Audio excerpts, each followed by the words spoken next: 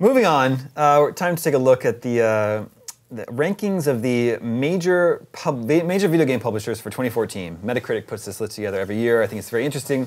Now, this list is based on the average score for all games released in 2014 by a publisher. Across all platforms? Yes. Interesting. Well, iOS not included. Oh, okay. And in order to be considered a major publisher, you have to have released at least 14 games. Interesting.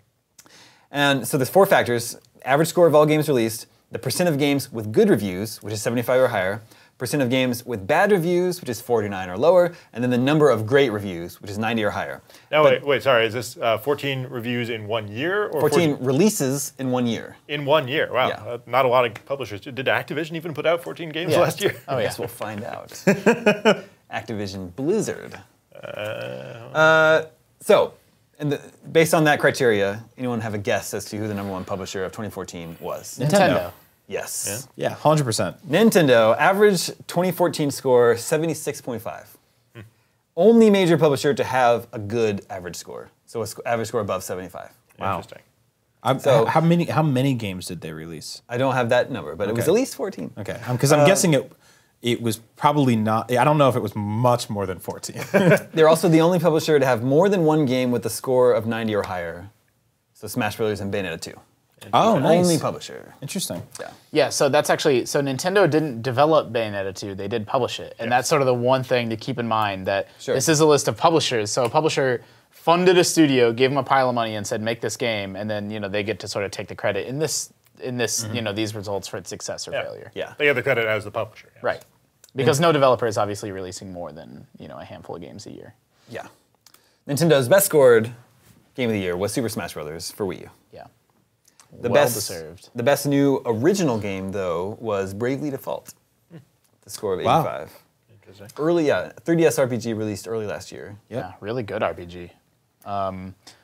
Yeah, I mean, Nintendo games in an era where, we were writing more and more about this on IGN, and it's entered gamer consciousness, games are launching broken, except for Nintendo games. Yeah. Like, they have this quality threshold that, like them or hate them, even if you don't like Smash, like it's not your thing, you're not into it, you don't like the pacing, whatever, like, there's no denying that it's, like, rock solid in what it's trying to do. Oh, yeah. Like, They're just not, haven't adopted the release now, patch later attitude that the rest of the publishers seem to have done. And they did do DLC last year, but I feel like they did it pretty mostly right. Oh, yeah, Mario Kart's got maybe the best DLC ever. Yeah. And I think Smash did have a 0-day patch to enable online multiplayer, which I think is the exception to that rule. But yeah, I mean, I just don't ever associate Nintendo games with bugs or glitches, or they certainly exist just like anybody else, but they seem to have put much more emphasis on QA. Yeah, there's no like big disasters. Yeah, exactly.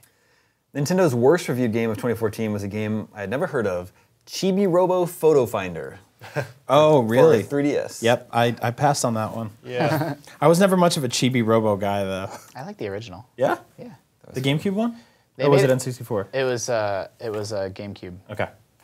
They made a Chibi Robo for DS, I think, that only came out at Walmart or GameStop. Like, it was a retailer exclusive. Yeah. It may be GameStop. Might have been But I GameStop. remember that, yeah. The #2 publisher was Ubisoft. Really? Average score of 74.1. And they were also the second place publisher in 2013. So 2 years running. Yeah, I wonder, that's got to be on the strength of like Far Cry. And Watch Dogs scored reasonably well. Yeah, it did. Yeah, but All things 2014 was considered. also Child of Light, Rayman Legends true. came out on more consoles. True. Like, everyone thinks about Ubisoft as this, a little bit shaky company thanks to Assassin's Creed and stuff like that, but they still release a tremendous number of, very Generally well received. yeah. They were critically- one of only 3 major publishers that didn't release a bad game, meaning they didn't release a game that scored lower than 50. That got an average review score of less than 50. Interesting. Wow. Best reviewed game was Rayman Legends, which I know Altano's a big fan of. Oh, I love that game. Yeah. So that was, I guess you mentioned it, right? on PS4, like It got released on more platforms for the first time. Got it. Yeah. PS4 and Xbox One, right? Yep. Both those consoles, yeah. Which is kind of a cheat for this purpose. It's but- what they released well, this call year. the cops, Dan. It's a really good game. Yep. Ubisoft's best reviewed new game or original game would be Child of Light. That was very well received. And then its worst reviewed game was Shape Up, that exercise game that they showed off at E3 Oh, yeah. Yeah. last year. That only had 52. Yeah, we didn't get to that one. I mean, like unless there's like not a lot else happening, we don't generally cover the exercise games. Yeah. The number 3 publisher was EA. Average review score of 74.5. But so you might notice Ubisoft's average review score is 74.1, ranked lower than Ubisoft because of a smaller number of good reviews and no great reviews. So Right. That's how it's like weighted. Really, it didn't get great reviews for Dragon Age. Well, like no, it wasn't 90. 90 or Oh, higher. okay. So EA released 9 fewer games in 2014 than in 2013. Wow. Yeah. That's actually a big contraction. So Which they is had good. stuff like Battlefield Yeah. that gets pushed, right? Yeah, I mean, again, people think about EA and Ubisoft as these companies these days. They're kind of under fire from gamers, but they still release, Game of the Year winners like Dragon Age. They still release, people have problems with Titanfall, but there's no denying that the actual gameplay in that game was incredibly good. Yeah. And that also, EA deserves props for stuff like that. Yeah, it's just a matter of like, do you hold them, do you judge it by like, did they live up to their crazy marketing promises, or is this a good game? Sure. And it's a good game that like, Titanfall didn't change the world. It didn't challenge Call of Duty, but good game. Yeah. I think it's more fun to play. It's just the content, the nature of the content. Yep. EA sports games average 71, while non-sports games are 77.3. 71 seems kind of low. It was an off year for them because they've been doing, kind of migrating to new gen consoles, and they're having big problems with filling those new versions of the games with the same kind of content they have in the old ones. So when you go from the old ones to the new ones, you're like, hey, where are all the modes? Where's all the stuff? They just haven't had time to add that in yet, so those games just are received poorly. Interesting. Even though, like, mechanically they can be sound, they're just like, they don't have all the stuff people are used to. When I actually think, NBA certainly drives down that average. Like, It does, it's the one sports franchise where they're getting thoroughly thumped every year. Though it has, it only came out last year. Like, they revived it last year, and just, like, it was a disaster. NBA Live. This year is a little bit better, yeah. NBA Live was EA's worst reviewed game of the year. The Sims 4 was a disappointment, at least critically. Yep. It has an average review of 70 and is the lowest scoring Sims game yet. Yep. That's why what I was talking about when that one came out is that for a normal game, 70 is pretty good. Yeah. For a Sims game where people have really big expectations, like calling a Sims game good is damning with slight praise. Yeah, sure. The best reviewed EA game of the year, of course, was Dragon Age Inquisition. They also announced it was BioWare's best-selling game, or they've actually phrased it in kind of a weird way. They said it had the best launch in terms of money. Okay, And so so it made the most money, even though though it might not have sold the most copies. Well, I mean, maybe it did sell the most copies too, but just their phrasing gave them some wiggle room there. But they said it was BioWare's strongest launch ever. And EA's best reviewed original game was Titanfall, unsurprisingly. The number 4 publisher was Sony. Average review score of 72.5. Only 39% of Sony's releases got positive reviews, though. Wow. Yeah. So they're like way outweighed by its best reviewed game, which is The Last of Us Remastered, which has an average review score of 95. Wow. So that game got a 95, but its average review score is only 72.5. Yeah, I imagine a lot of that's weighed down by a bunch of like small Vita ports and stuff like that. It's the Vita. It's hurt by the Vita's lineup. The average Vita review is 69, and they only had 5 positive reviews this year. Wow. Got to shake that dead weight. Yeah, and it's not that they're all Vita games are bad, but like you said, like a lot of these are re-releases of older games that are just being ported over to Vita, and just like, well, now you have something to play on Vita if you really want. Yeah. I love my Vita. I feel like it never. I don't know if it ever did, or if it ever will sort of receive what it really truly needs to exist, and it gets a lot of these sort of mocked down versions of console games or games that don't really belong on it to begin with, and I would have rather Sony focus on original content for it. Much like Nintendo has done with the 3DS. Yeah, It sort of feels like they're big bets. Like, it has been a lot of ports, but even the stuff that's not ports just hasn't always panned out. Like, maybe it hasn't been awful, but it also hasn't been, like, great. Like, I don't own a Vita, and I'm sort of waiting for there to be enough good games that I'm like, all right, I'll finally pick one up. That's what I do with any console I don't grab day one. And the Vita just never really got there for me. Like, a bunch of, like, yeah, it's okay. Yeah, it's good. Yeah, it's okay. Yeah, it's good. I need like 5 great games, and I'll be like, all right, I'm ready to jump in. And like, the PS4 had an amazing year at retail, but I don't really know if it's sort of not. It hasn't been with the benefit of a ton of first party stuff that's really knocked it out the park. Like, it's actually in spite of that. Because if you're buying a PlayStation for amazing first-party software, I don't think that 2014 was really the year for that. Yeah, I mean, Sony has great stuff coming, but it definitely, at the expense of releasing stuff in the calendar year 2014. I enjoyed Last of Us Remastered. I enjoyed Infamous and even the DLC, but and there was a few others here and there. But Sony's best reviewed original game was Hohokum, and its worst reviewed game was SingStar Ultimate Party. Number 5 publisher was Square Enix, average review score of 71.7. Best reviewed game was Final Fantasy X 10-2 HD Remaster on Vita. The best original game was Murdered Soul Suspect on PC, but that only got a 59.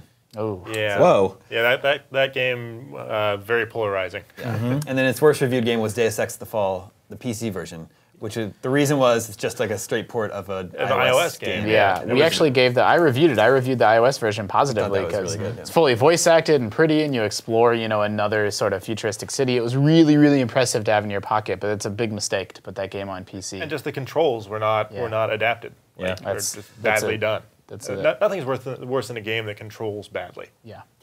The number 6 publisher is Microsoft, average review score of 68.9.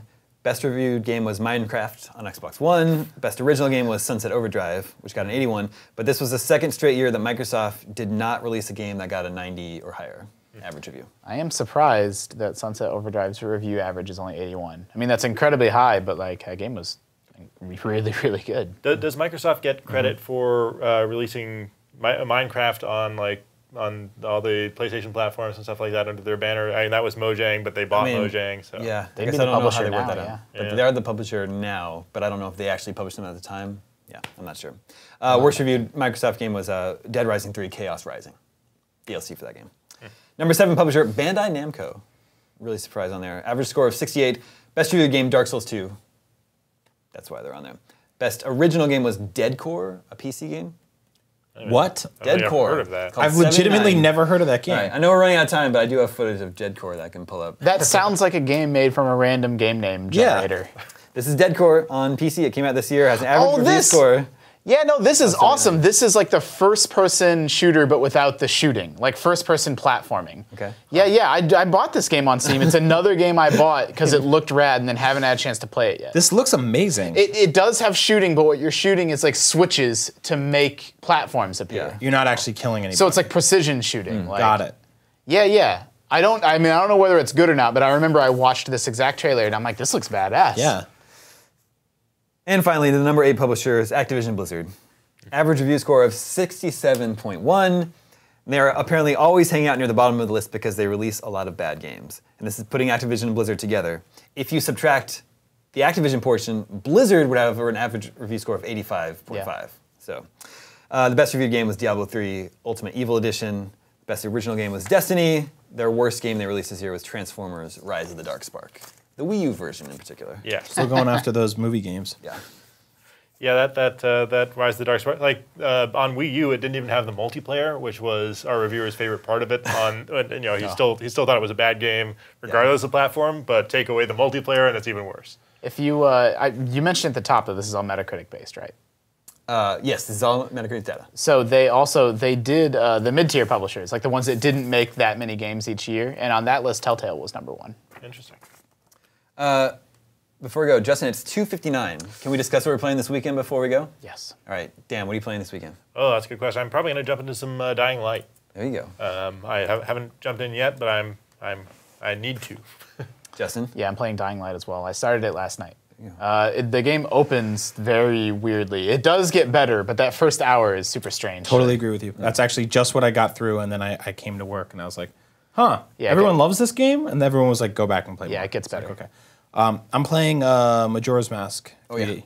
And so we've talked about this for years, actually. Yeah, we disagree. Yeah, where I never liked the game, Yeah. and you always loved it, and you always told me like we should do like a series where Like we a revisit it or something. book club, game and there was club. never really like truly a way to do that, and now Nintendo's given us that. So it's out in a few weeks. I'm playing it now, and I actually really enjoy it. Like it's got a ton of problems. It's not my favorite Zelda. I don't see how it could be anyone's favorite Zelda. It's good, but it's not up there like that. But I'm giving it a second chance and giving it a fair shake, and I'm really enjoying it.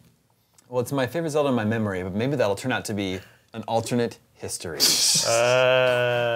I'm playing a very different game this week, and I'm playing this. It's called Hero Emblems. It's an iPad game. It's puzzle. It's I have Hero an RPG mastery game, like Puzzle Quest.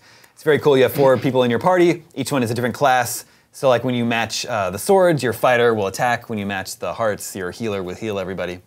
This looks like I would play this for 100 hours. Yeah, I'm totally addicted to it. I have to note though, while I definitely recommend this game, it is a grind fest. Right. Every boss you meet is way overpowered, and you have to grind to level up your characters. I happen to like that sort of thing. But it's also good for like the busts, right? Just like grind out some battles. Just grind. It's also worth pointing out that it's a few dollars, $2 or $3 it's or like $4. $3. Yeah, and there's no in-app purchases. Not a free-to-play game, no in-app purchases. So I'm really enjoying it. What's it called?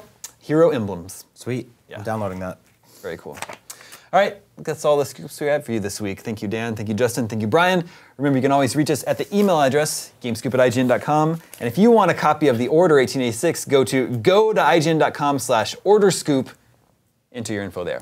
My name is Damon. This is IGN Gamescoop, and we're out.